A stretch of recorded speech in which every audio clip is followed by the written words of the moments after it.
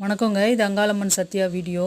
இதுக்கு முந்தைய வீடியோ கேட்டுட்டு இதை கேளுங்க. கண்டிப்பாக இதை கேளுங்க. ஏன்னா இது ஒரு அவேர்னஸ் வீடியோ தான் இது.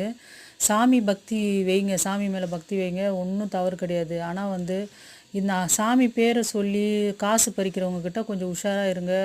வாழ்க்கையை இழந்துடாதீங்க. ஏன்னா அது எனக்கு தெரிஞ்ச அம்மா இந்த வீடியோவுக்கு முன் வீடியோவில் சொல்லியிருந்தேன். எனக்கு தெரிஞ்ச அம்மாவுடைய கதையை அவங்க இது மாதிரி தான் நல்ல நிலமையில் இருந்தவங்கள இது மாதிரி உங்கள் மேலே ஏவல் இருக்குது, உங்கள் குடும்பத்தில் பிரச்சனைகள் இருக்குது, யாரோ செய்வினை வச்சுருக்காங்க, உங்கள் குடும்ப வம்சமே வாரிசு இல்லாமல் அழிஞ்சு போயிடும், அப்படி இப்படின்னு போய் சொல்லி அங்காளம்மன் பூஜை பண்ணணும், காளி தேவி பூஜை பண்ணணும் அப்படின்னு சொல்லிட்டு 1.5 வருஷம் 2 வருஷ காலத்துக்குள்ளே என்ன பண்ணியிருக்காங்க, ஒரு 80 சவரன் நகையை காலி பண்ணியிருந்தது மட்டும் இல்லாமல் ஒரு 2 ஏக்கர் நிலத்தை விற்று செலவு பண்ணியிருக்காங்க.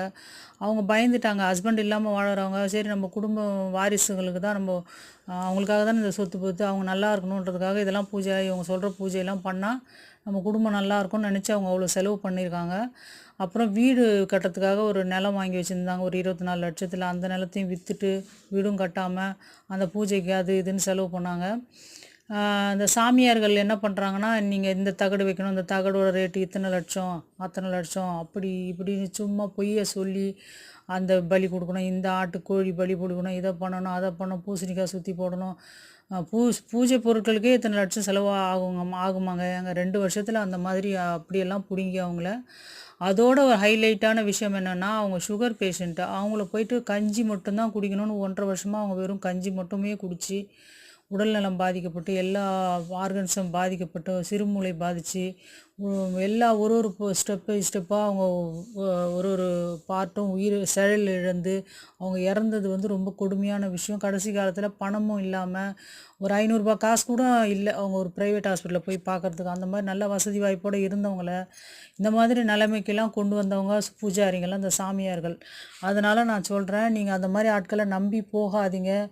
கோயிலுக்கு போகிறீங்களா, சாமியை கும்பிடுங்க, அவ்வளோதான். தெய்வத்தை வணங்குங்க. உங்களுக்கு அப்படியே செய்வன இருந்தால் கூட மலையனூர் போங்க, அந்த அம்மா முன்னாடி கையேந்து நில்லுங்க.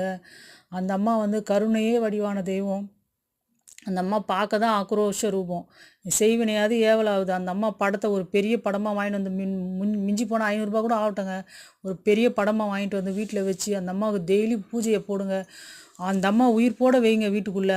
எந்த ஏவல் சக்தி பேய் பிசாசு எது வந்தாலும் ஓடி போயிடும். சரிங்களா? அதெல்லாம் இந்த மாதிரி ஏவல் இருக்குது, பில்லி சூனியம் எது இருந்தாலும் பூஜாரிங்களை நம்பி தயவு செஞ்சு போகாதீங்க. இதை பண்ணணும் அதை பண்ணணும்னு காசை பிடுங்கி கடைசியில் அவங்க எதுவுமே இல்லாமல் வாழ்க்கையில் எல்லாம் இருந்தவங்க எதுவுமே இல்லாமல் போனது ரொம்ப மனசு கஷ்டமாக இருந்தது. பூஜாரிகளுக்கும் அடுத்த வீடியோ போடுறேன் நான். இந்த மாதிரி சம்பாதிக்காதீங்க, அது நல்லதுக்கு இல்லை. ஆத்தா பொறுத்துக்க மாட்டா அதெல்லாம் பார்த்துட்டு.